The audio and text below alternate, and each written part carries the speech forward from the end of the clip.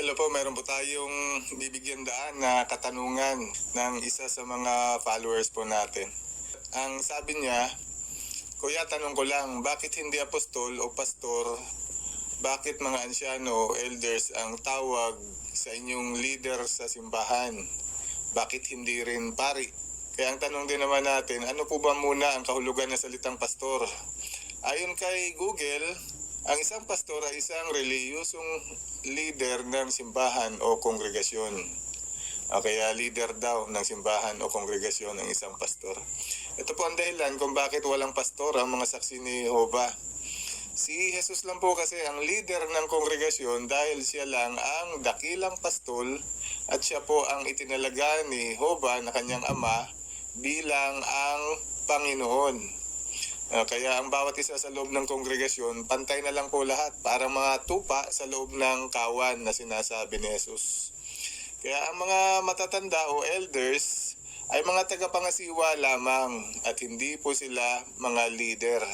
Dahil si Jesus nga po ang itinalaga ni Jehovah bilang ang leader ng kongregasyon. Kaya kung may isa man na dapat tawaging pastor, si Jesus po yun dahil siya po ang leader ng kongregasyon.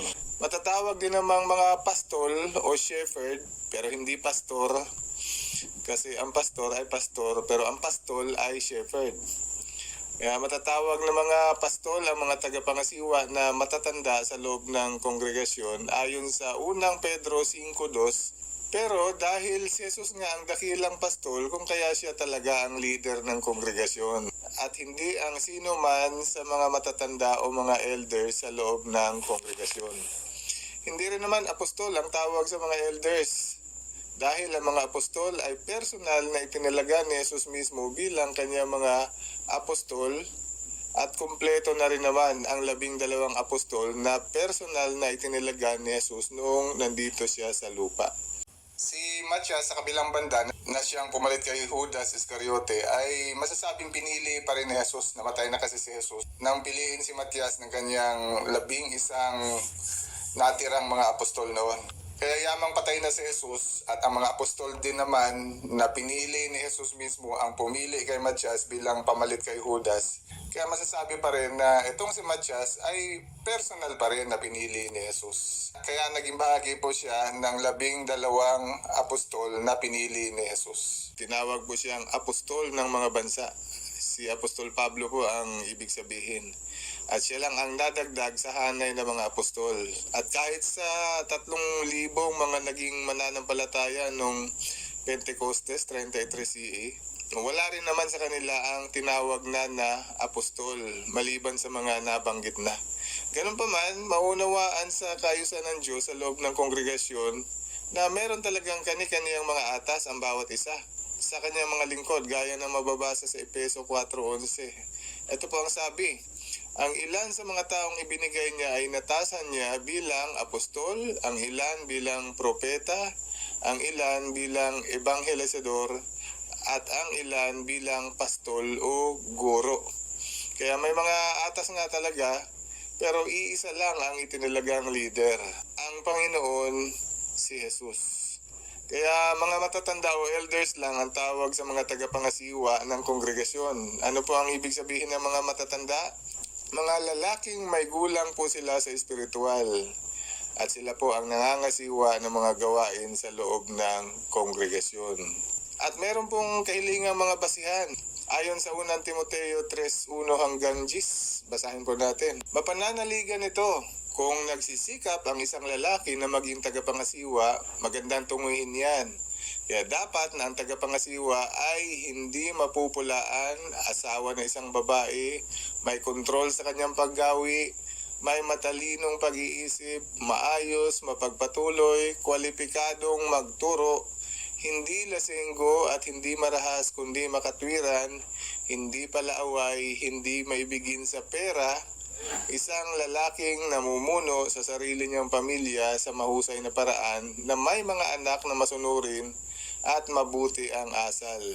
Dahil kung hindi kayang mamuno na isang lalaki sa sarili niyang pamilya, paano niya aalagaan ang kongregasyon ng Diyos? At hindi bagong kumberte dahil baka magmalaki siya at tumanggap ng hatol na katulad ng sa dyablo. Dapat na maganda rin ang reputasyon niya sa mga di kapananampalataya para hindi siya magdala ng kahihiyan at mahulog sa bitag ng dyablo. Ang ministerial na lingkod ay dapat din maging seryoso. Hindi mapanlinlang ang pananalita, hindi malakas uminom ng alak, hindi sakim sa pakinabang, at nanghahawakan sa sagradong lihim ng pananampalataya ng may malinis na konsensya. Isa pa, subukin muna sila kung karapat-dapat sila at kung malaya sila sa akusasyon, hayaan silang maglingkod bilang ministerial na lingkod. O kaya yun po ang mga kahilingan upang maging ministerial na lingkod ang isa. O dahil may ministerial na lingkod din ang kongregasyon ng mga saksi ni Jehovah. At ang mga tagapangasiwa, mga elders, o ang mga matatanda sa kongregasyon, inisa-isa po ng teksto ang mga kwalifikasyon. Kapag naabot ng isa ang mga kahilingan na yun, maaari na po siyang maging isang tagapangasiwa sa loob ng kongregasyon.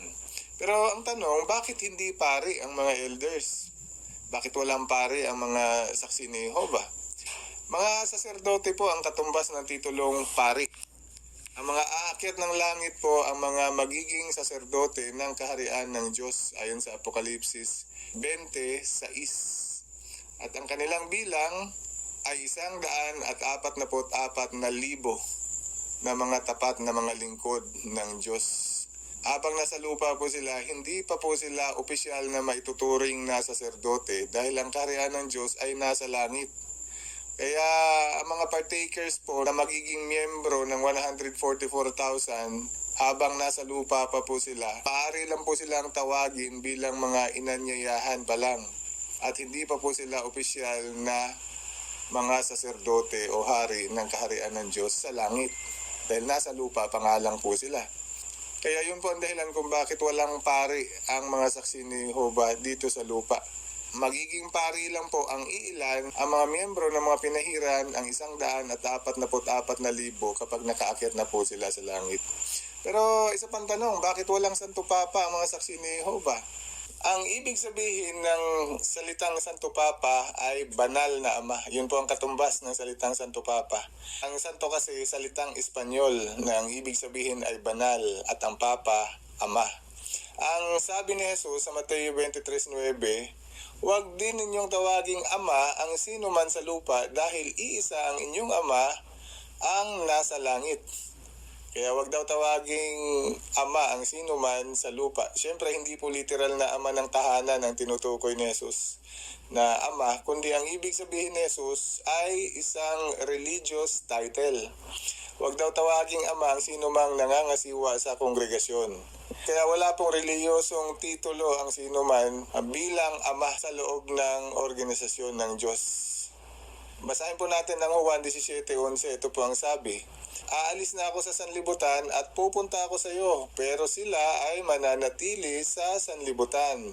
Amang banal, bantayan mo sila alang-alang sa iyong sariling pangalan na ibinigay mo sa akin para sila ay maging isa kung paanong tayo ay iisa. Kaya malinaw nang manalangin po si Jesus sa kanyang ama na si Jehovah, tinawag niya itong amang banal, nakatumbas po ng salitang Santo Papa.